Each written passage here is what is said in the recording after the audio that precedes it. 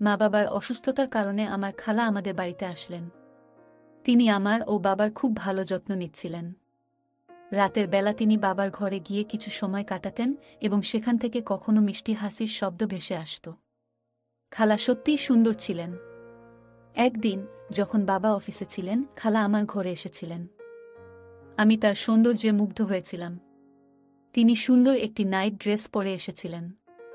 ওই দিন আমি খালাকে বললাম, খালা, আমি চাই আপনাকে খুশি রাখতে। যখন আমি তার কাছে এগিয়ে যাই, তখন তিনি বেশ অবাক হন এবং আমি খালাকে। বন্ধুরা, গল্পটি অনেক ইন্টারেস্টিং। আশা করি তোমরা পুরো গল্পটি খুব মনোযোগ সহকারে শুনবে।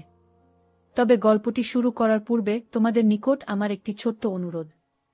তোমরা অবশ্যই আমার চ্যানেলটি সাবস্ক্রাইব করে আমাকে সাপোর্ট করবা। আমার নাম কুনাল এবং আমার বয়স 16 বছর। 1 বছর আগে যখন মা অসুস্থ ছিল, প্রায় 20 দিন ধরে মা হাসপাতালে চিকিৎসা নিচ্ছিল, খালা আমাদের বাড়িতে আসা সত্যিই অনেক সাহায্য করেছিল। তিনি মার ছোটবেলার বন্ধু ছিলেন এবং দেখতে মার চেয়ে অনেক সুন্দর ছিলেন। খালা আমাদের বাড়িতে থেকে মার ভালোভাবে খেয়াল রেখেছিলেন এবং আমাকে এবং বাবাকে সাহায্য করছিলেন। একদিন রাতে যখন আমরা ডিনার শেষ করেছিলাম, বাবা আমাকে নিজের রুমে যাওয়ার নির্দেশ দিলেন। কিন্তু আমি তার কথা শুনলাম না, কারণ আমি বাবার ফোনটা দেখতে চাচ্ছিলাম। আমি যখন হলো ঘরে বসে বাবার ফোন দেখছিলাম, তখন হঠাৎ দেখলাম বাবা খালাকে নিজের রুম থেকে বের করে নিয়ে আসছেন। খালা সেই সময় খুব সুন্দর দেখাচ্ছিলেন, যেন তিনি এখনই স্নান শেষ করেছেন। এরপর কয়েকদিনের মধ্যে আমি লক্ষ্য করলাম বাবা প্রায় খালাকে নিজের রুমে নিয়ে যাচ্ছেন। আমি অনেকবার তাদের একসাথে রুমে ঢুকতে দেখেছি। আমার মনে অনেক প্রশ্ন উঠছিল, এটা কি হতে পারে? মা তো বিছানায় অসুস্থ এবং আমি তার খারাপ অবস্থায় খুবই চিন্তিত ছিলাম। মা তখন বিছানায় শুয়েছিল, নানা ধরনের ওষুধ খাচ্ছিল। সেই দিন রাতে আমি যখন বাবার রুম থেকে কিছু অদ্ভুত শব্দ শুনলাম, তখন আমি চুপচাপ নিজের রুমে চলে গেলাম। আমার মন খুব অস্থির হয়ে উঠেছিল, কিন্তু আমি কিছুই বুঝতে পারছিলাম না। একদিন রাতে আমি হোল ঘরে বসেছিলাম, কারণ আমি জানতাম যে খালা কিছুক্ষণের মধ্যে বাবার রুম থেকে বের হবেন। আমি তাই অপেক্ষা করছিলাম। অনেক সময় পর খালা বাবার রুম থেকে বের হলেন এবং খুব ক্লান্ত লাগছিল। তার শাড়ি কিছুটা অগোছালো এবং পুরো শরীর ঘামে ভেজা ছিল। তিনি কোনো কিছু না দেখে একদম চুপচাপ নিজের রুমে চলে গেলেন। আমি ভাবলাম, খালা বাবার রুমে কেন গিয়েছিলেন? তাই আমি ধীরে ধীরে তার পিছনে গিয়ে তার রুমে ঢুকে পড়লাম। যখন আমি খালার রুমের দরজা খুললাম, তখন তিনি আমাকে দেখে একটু অবাক হলেন। তিনি এতই ক্লান্ত লাগছিলেন যে যেন আর কোনো শক্তি ছিল না। খালা দরজার দিকে তাকাতে গিয়ে আমাকে দেখে একটু চমকে উঠলেন। আমি খালাকে প্রশ্ন করলাম, তুমি বাবার রুমে কি করছিলে? আর সেখান থেকে যে অদ্ভুত শব্দ আসছিল, সেটা কি ছিল? খালা কিছু বলতে যাচ্ছিলেন, ঠিক তখন পেছন থেকে বাবা আসলেন। বাবা আমার কাঁধে হাত রেখে বললেন, কুনাল, রাত প্রায় 12টা বাজে, তুমি এখনো কেন ঘুমাতে যাওনি? কেন তুমি এত অযথা প্রশ্ন করছো? ডিনার খাওয়ার পর তো আমি তোমাকে রুমে যেতে বলেছিলাম, তুমি তখন কেন হলে বসে আছো? বাবা খালাকে দেখে একটু হাসলেন এবং বললেন, সবকিছু ঠিক আছে, তুমি যাও, আমি কথা বলছি। আমি বাবার উপর রাগ হয়ে নিজের রুমে চলে গিয়েছিলাম। পরের দিন সকালে নাস্তা করতে গিয়ে আমি বাবার সাথে কিছুই কথা বললাম না, কারণ তিনি রাতের বেলায় খালার সামনে আমাকে অযথা বকেছিলেন। খালা, যিনি সত্যিই খুব সুন্দর এবং মডেলের মতো, তার সামনে আমাকে রাগ করায় আমার খুব খারাপ লাগছিল।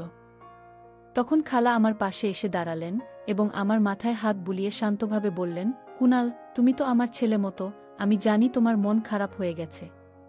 রাতের বেলায় বাবা তোমাকে রাগ হয়েছিল, তাই তোমার মুড খারাপ হয়েছে। পরে খালা বাবার দিকে তাকিয়ে বললেন, কুনাল এখন বড় হচ্ছে, তার সাথে এমনভাবে কথা বলা উচিত নয়। বাবা তখন একটু নতমুখে খালার দিকে তাকিয়ে বললেন, হ্যাঁ, তুমি ঠিক বলেছ। খালা বাবাকে বলার পর আমি অনুভব করলাম কিছুটা শান্তি, কারণ বাবা নিজেই আমাকে সবার সামনে মাফ চেয়েছিলেন। তারপরে আমি বাবাকে মাফ করে দিয়ে হাসতে হাসতে নাস্তা করলাম। বাবা মায়ের জন্য নাস্তা প্রস্তুত করে চলে গেলেন অফিসে। পরে যখন বাবা অফিস চলে গিয়েছিলেন, আমি আর খালা একে অপরের সাথে কিছু সময় কাটাতে শুরু করলাম। খালা নিজের রুমে চলে গিয়েছিলেন এবং কিছু সময় পর আমি নাস্তা শেষ করে তার রুমে গিয়েছিলাম। যখন আমি খালার রুমের দরজা খুললাম, তখন সে আমাকে দেখে একটু অবাক হয়ে দাঁড়িয়েছিল। সে তার চুল শুকাচ্ছিল এবং তার গাউনটি তার সৌন্দর্য আরও উজ্জ্বল করে তুলেছিল। খালা খুবই রূপবতী ছিলেন, সে আমাকে সজাগভাবে দেখছিল, তারপর বললেন, কুনাল, তুমি বাইরে কেন? আমার রুমে ঢুকতে চাইলে ভেতরে এসো। তোমাকে বাইরে দাঁড়িয়ে থাকতে হবে না। এটা ছিল এক অদ্ভুত মুহূর্ত, কারণ যখন আমি তার রুমে ঢুকলাম, তখন তার সৌন্দর্য আমার চোখে আরও আকর্ষণীয় মনে হচ্ছিল।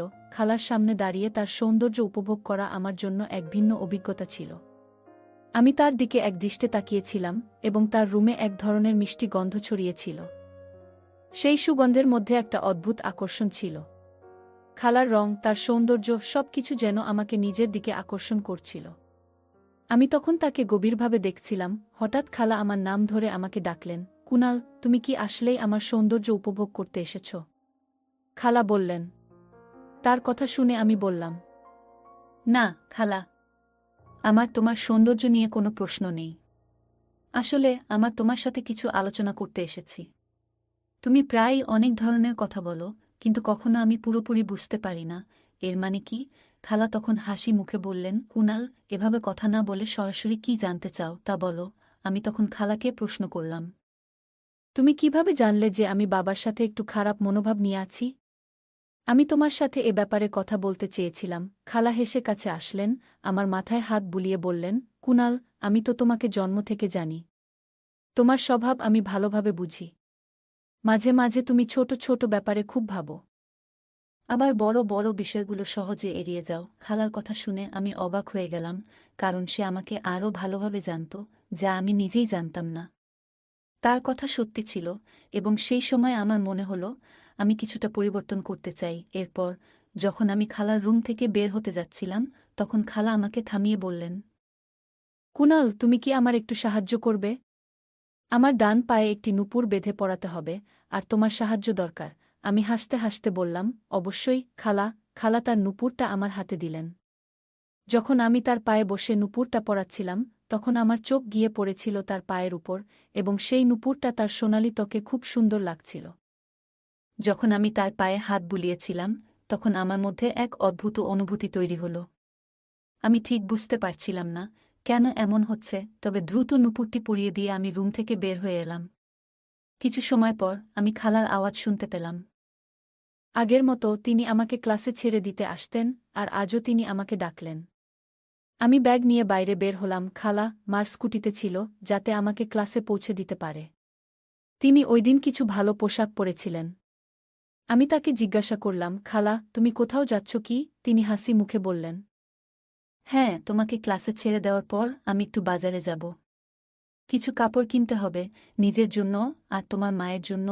আমরা কথোপকথন করতে করতে বাজারে পৌঁছলাম, এবং আমি ক্লাসে চলে গেলাম। ক্লাস শেষে খালা আমাকে নিতে আসেননি, তাই আমি নিজেই বাড়ি ফিরে এলাম। বাড়িতে এসে দেখি বাবা অফিসে এখনও আসেননি, এবং মা তার বেডে শুয়েছিলেন। আমার খুবই ক্ষুধা লাগছিল, তাই আমি খালাকে জিজ্ঞেস করতে গেলাম, কিছু খাবার আছে কি? যখন আমি খালার রুমে ঢুকলাম, তখন দেখলাম সে নিজের পোশাক পরিবর্তন করছে। তার রুমের দরজা সাধারণত খোলা থাকত, আর সে কোনোভাবেই বুঝতে দিত না যে কিছু অস্বাভাবিক হতে পারে। যখন আমি দরজা খুললাম, দেখলাম খালা আয়নাতে নিজের ছবি দেখে যাচ্ছেন। আজ তিনি বাজার থেকে কিছু নতুন পোশাক কিনেছিলেন, এবং তার বিছানায় ছোট ছোট কিছু কাপড় ছড়ানো ছিল। খালা তখন এক নতুন পোশাকে দাঁড়িয়েছিলেন। তিনি বললেন, কুনাল, দুপুরে আমি বাজারে গিয়েছিলাম। আমি জিজ্ঞাসা করলাম, খালা, এই পোশাকগুলো তুমি কিনেছ? এর মধ্যে কোনটা আমাকে ভালো লাগবে? খালা আমাকে তার বিছানায় বসিয়ে দিলেন। তারপর নিজে বাথরুমে গিয়ে কাপড় পরিবর্তন করতে লাগলেন। কিছু সময় পর খালা একের পর এক পোশাক বদলাতে থাকলেন। একসময় যখন তিনি শেষবার বাথরুমে গিয়েছিলেন, হঠাৎ আমি তার চিৎকার শুনলাম। আমি দ্রুত বাথরুমে গিয়ে দেখলাম যে খালা বাথরুমের শাওয়ার চালু করে ফেলেছিলেন, এবং তিনি পুরোপুরি ভিজে গিয়েছিলেন। পানি থেকে ভয়ে খালা আমাকে গলা জড়িয়ে ধরলেন।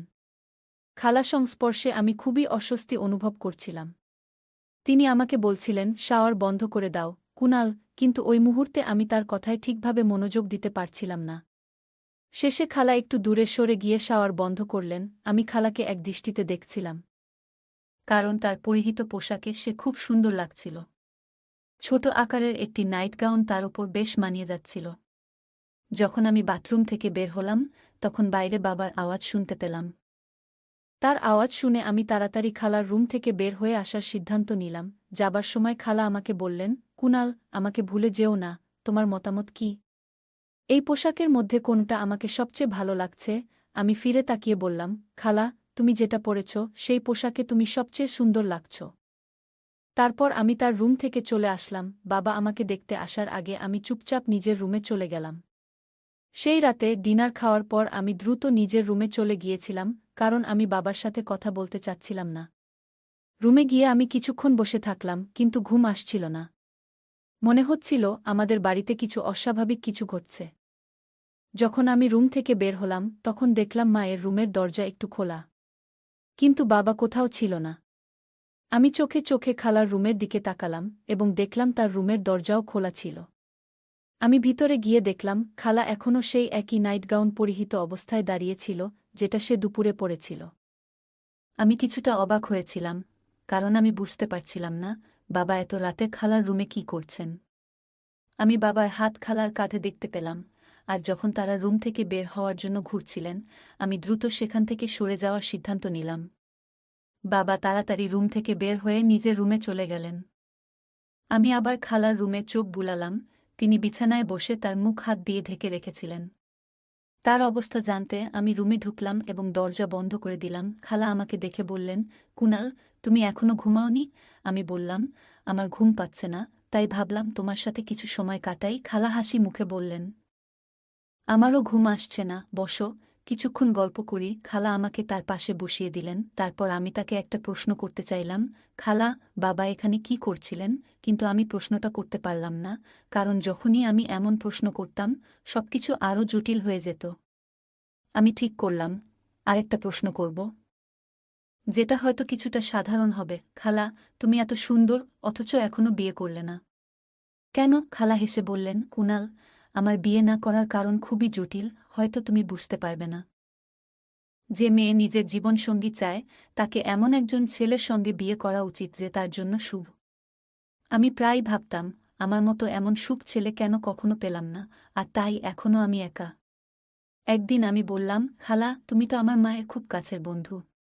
কখনো কি মনে হয়নি যে তোমারও নিজের একটি পরিবার থাকা উচিত? খালা কিছুক্ষণ চুপ থেকে সোজা মুখে বলল, তোমাদেরই পরিবারই তো আমার পরিবার। হঠাৎ তার মুখে এক ধরনের মন খারাপের ছাপ ফুটে উঠল। আমি বললাম, খালা, মনে হচ্ছে তুমি কিছু গোপন করছো। সে ধীরে ধীরে বলল, আমি তোমাদের পরিবারকেই নিজের পরিবার মনে করি, তবে মাঝে মাঝে একজন জীবনসঙ্গী চাওয়ার অনুভূতি হয়। সে যখন এসব বলছিল তার হাত আমার হাতে ছিল। আমি অনুভব করছিলাম যে তার কথাগুলোর মধ্যে গভীর কিছু ছিল, কিন্তু সে নিজেই তা পুরোপুরি প্রকাশ করতে পারছিল না। খালা সবসময় খুব সুন্দর এবং হাসিখুশি থাকেন, আর সেই কারণে বাবা তাকে খুব গুরুত্ব দেন। একদিন খালা বললেন, তুমি এখন বড় হয়ে গেছ। আমি তখন খালাকে বললাম, খালা, তুমি আমাকে কি বলছ? কেন তুমি আমার বয়স নিয়ে কথা বলছ? খালা হেসে বললেন, তুমি এখনও বুঝবে না, আমাকে সব কিছুই তোমাকে বুঝিয়ে বলতে হবে। তারপর সে উঠে গিয়ে নিজের ঘরে চলে গেল। কিছুক্ষণ পর খালা ফিরে এলো, তার হাতে গরম দুধের গ্লাস ছিল। সে আমার দিকে সেই গ্লাস বাড়িয়ে দিল। খালা বললেন, তুমি সত্যিই বড় হয়ে গেছ, এই ট্যাবলেটটা খেয়ে নেও, তোমার ভালো লাগবে। তারপর সে আমাকে আবেগ দিয়ে জড়িয়ে ধরল। আমি কিছুটা বিভ্রান্ত হয়ে গিয়েছিলাম, ভাবছিলাম কি করা উচিত। সকালে উঠে যখন আমি দেখলাম খালা আমার পাশে শুয়েছিল, তখন সে ছোট পোশাক পরেছিল। বাবা অফিস চলে গিয়েছিলেন। তারপর দুপুরে আমি খালার ঘরে গেলাম, সে তখনও প্রস্তুত হয়ে ফোনে কিছু দেখছিল। আমি কাছে গিয়ে দাঁড়াতেই খালা আমাকে থামিয়ে বলল, তোমাকে আমার কাছে আসার আগে একটি কাজ করতে হবে। তোমাকে তোমার বাবাকে আমাকে বিয়ে করার জন্য রাজি করাতে হবে। তোমার বাবাকে একটি ভালো জীবনসঙ্গী এবং তোমার খেয়াল রাখার মতো মা দরকার। যদি আমি এই ঘরে স্থায়ীভাবে আসি, তবে আমি তোমাকে এবং তোমার পরিবারের জন্য ভালো কিছু করতে পারব। খালা বললেন, আমি তোমার বাবাকে সব সময় সুখী রাখব। এখন তুমি বড় হয়ে গেছ, নিশ্চয়ই বুঝতে পারছ তোমার বাবার একাকিত্ব কেমন। খালা খুবই বুদ্ধিমতী ছিলেন এবং শুধু আমাকে নয়, বরং পাপাকে সুখী রাখতে তিনি ভাবছিলেন। আমি খালাকে বললাম, আমি তোমাকে আমার মায়ের মতো দেখতে চাই না। খালা তখন আমাকে একটাও কথা বলার সুযোগ না দিয়ে বললেন, তুমি যদি তোমার বাবাকে আমাকে বিয়ে করার জন্য না বলো, তাহলে আমি রাতে যা কিছু ঘটেছে তার সব কিছু পাপাকে জানিয়ে দেব। এটা শুনে আমি হেসে উঠলাম। খালা কিছুটা অবাক হয়ে আমার দিকে তাকালেন। আমি বললাম, খালা, তুমি যদি আমার পাপাকে কিছু বলো, তিনি তোমার কথা বিশ্বাস করবেন না। বরং তিনি তোমাকে এই ঘর থেকে বের করে দেবেন। এরপর আমি রাগের মাথায় পাপাকে ফোন করতে যাচ্ছিলাম। ঠিক তখনই পাপা খালার ঘরে চলে আসেন। খালা পাপাকে সব কিছু বলার চেষ্টা করেন, কিন্তু পাপা খালার কথায় বিশ্বাস করলেন না। তিনি বললেন, কুনাল সব কিছু জানে, তুমি এখানে কেন এবং কী জন্য এসেছ সেটা সে জানে। তুমি নিজের স্বার্থে কুনালকেও ব্যবহার করতে চাও। আমি বারবার পাপা ও খালাকে একসাথে দেখছিলাম। একদিন আমি পাপা থেকে জিজ্ঞাসা করলাম, তুমি খালার সঙ্গে ঘরে কি করো? তখন পাপা বললেন, খালাকে রাতের জন্য তার মায়ের পোশাক পরাতে সাহায্য করে।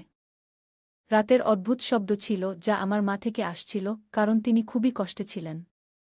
খালা ছিল আমার মায়ের কাছের বন্ধু, কিন্তু খালার পাপার প্রতি এক ধরনের একতরফা ভালোবাসা ছিল, আর সেজন্যই সে আজ পর্যন্ত বিয়ে করেনি। আমার মা এবং খালা খুব ভালো বন্ধু ছিলেন, কিন্তু পাপা কখনোই খালার আসল উদ্দেশ্য মাকে জানাননি। যাতে তাদের বন্ধুত্ব নষ্ট না হয়, খালা কখনোই এই কথা ভাবেনি যে তার বন্ধুর অসুস্থতার সুযোগ নিয়ে সে কিছু নিজের জন্য নিতে পারে। কিন্তু মায়ের অবস্থা দিন দিন খারাপ হতে থাকলে খালা এক চক্রান্ত রচনা করেছিল, যাতে পাপাকে বিয়ে করার জন্য চাপ দিতে পারে। কিন্তু যখন পাপা বিয়েতে রাজি না হলেন, তখন খালা আমাকে ফাঁসাতে শুরু করল। আমি ভয় পাচ্ছিলাম, কারণ রাতে খালা আমার কাছে কিছু অনুচিত কাজ করার চেষ্টা করেছিল। সেই কারণে আমি পাপাকে ফোন করে সব জানিয়ে দিলাম। পাপা আমাকে শান্ত করে বললেন, কুনাল, খালা তোমার সঙ্গে কিছু করেনি। তার ভালোবাসা আমার জন্যই ছিল, আর সেই জন্যই সে তোমাকে ফাঁসানোর চেষ্টা করেছে। কিন্তু আমি তাকে সেটা করতে দিইনি। পাপা খুবই বুদ্ধিমত্তার সঙ্গে আমাদের পরিবারকে রক্ষা করেছিলেন। খালা, যিনি তার বন্ধুর অসুস্থতা নিয়ে পাপার প্রতি ভালোবাসা দেখাচ্ছিল, কিন্তু পাপা কখনোই মায়ের কঠিন সময়ে খালাকে পাশে নেননি। তিনি মায়ের সঙ্গে ছিলেন এবং বন্ধুত্বের আসল মানে দেখিয়েছিলেন, যে বন্ধুত্ব বুড়ো সময়ে একে অপরকে সমর্থন দেয়, নিজের স্বার্থে ব্যবহার না করে। গল্পে খালা এবং মায়ের মধ্যে বন্ধুত্বের প্রসঙ্গ একটি গুরুত্বপূর্ণ শিক্ষা দেয়। খালা মায়ের ঘনিষ্ঠ বন্ধু ছিলেন, কিন্তু সেই বন্ধুত্বের আড়ালে তিনি নিজের স্বার্থসিদ্ধির চেষ্টা করেছেন। এ থেকে আমরা বুঝি যে প্রকৃত বন্ধুত্ব কখনো কারও অসুস্থতা বা দুর্বলতার সুযোগ নেয় না। বন্ধুত্বের ভিত্তি হল বিশ্বাস, সহানুভূতি এবং নির্লোভ সম্পর্ক। যখন আমরা কোনো বন্ধুর দুর্বল অবস্থায় তাকে সাহায্য করি, তখন সেই সম্পর্ক আরও গভীর হয়। কিন্তু খালার আচরণ দেখায় যে কৃত্রিম বন্ধুত্ব কেবল স্বার্থপরতাকেই প্রতিফলিত করে। পিতা তার অসুস্থ স্ত্রীর পাশে ছিলেন এবং পরিবারের বন্ধন রক্ষা করার জন্য যা যা দরকার তা করেছেন। এটি আমাদের শেখায় যে পরিবারকে রক্ষা করতে হলে দায়িত্বশীল হতে হবে। পিতার এই আচরণ পরিবারের প্রতি ভালোবাসা এবং দায়িত্ববোধের একটি দৃষ্টান্ত। জীবনের প্রতিকূল সময়ে পরিবারের প্রতি অটল থাকা, সম্পর্ককে রক্ষা করা এবং সঠিক কাজটি করা আমাদের নৈতিক দায়িত্ব। গল্পে কুনাল এবং পিতা উভয়ের চরিত্র দেখায় যে প্রতিকূল পরিস্থিতিতেও কিভাবে মানসিক শক্তি ধরে রাখা যায়। পিতা খালার অভিযোগের মুখে ধৈর্য এবং বুদ্ধিমত্তা দিয়ে পরিস্থিতি সামলেছেন, যা একটি গুরুত্বপূর্ণ শিক্ষা। এই গল্পটি আমাদের জীবনের নৈতিকতা, সততা এবং সম্পর্কের প্রতি দায়বদ্ধতার গুরুত্ব শেখায়। জীবনে সত্যকে আঁকড়ে ধরা, অন্যায়কে প্রতিরোধ করা এবং সীমারেখা মেনে চলা একটি মূল্যবান শিক্ষা। গল্পটি দেখায় যে প্রতিকূল পরিস্থিতিতে কিভাবে সঠিক সিদ্ধান্ত নিতে হয় এবং জীবনের নৈতিক আদর্শ বজায় রাখতে হয়।